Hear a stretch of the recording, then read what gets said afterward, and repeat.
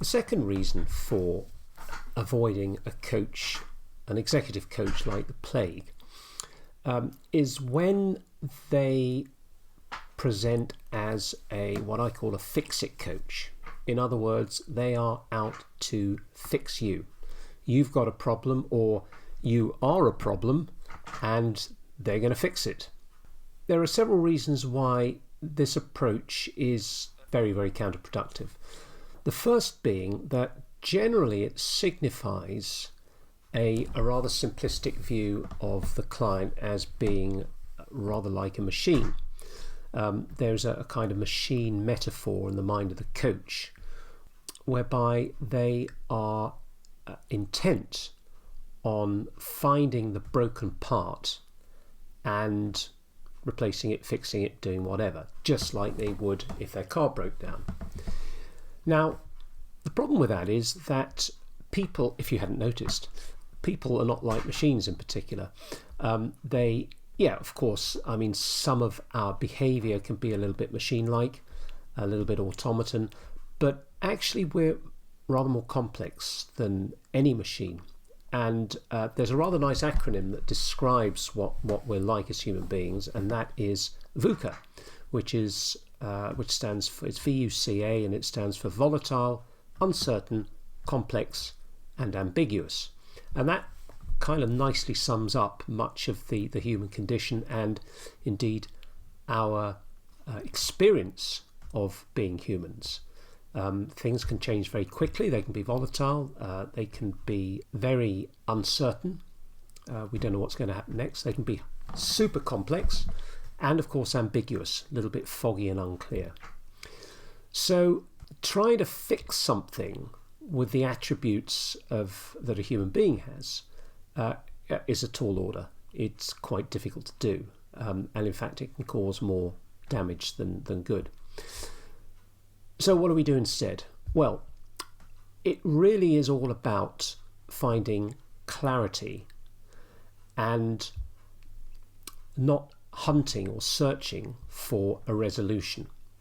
Because very often the resolution becomes apparent when there is clarity. And it's not the coach's clarity that's important here, it's the client's.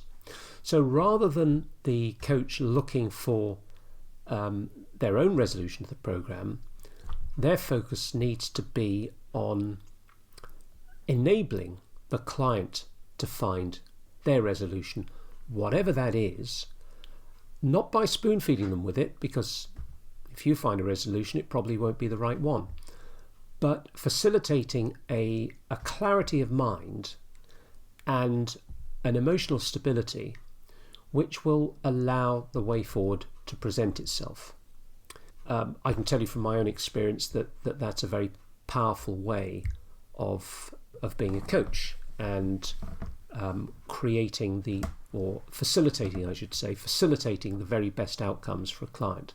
Something else that can happen is that a coach that views the world as broken and their mission is to fix everything, is that they can very often see themselves or part of themselves or their lives as broken, and they are desperately looking for a solution. When that happens, it can be a very short step to projecting that frame of mind onto everything around them. So what can happen is that the coach can use the problems of the client, the apparent problems of the client, as a kind of displacement focus for their own apparent issues. So that rather than having to fix themselves, they can fix something else and feel good about that, because isn't it always easier to sort someone else out than to sort yourself out? So this is quite a subtle but insidious phenomenon, syndrome, that does actually affect some coaches. It is much more powerful to focus on enabling clarity and stability and calm and serenity, because it's only from that foundation that the way forward, the resolution, whatever you want to call it, will become apparent.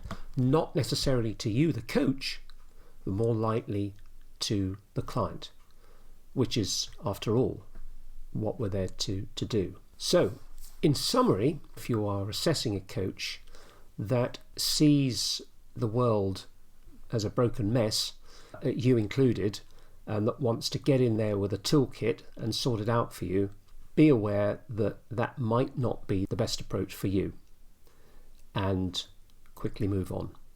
See you in the next video.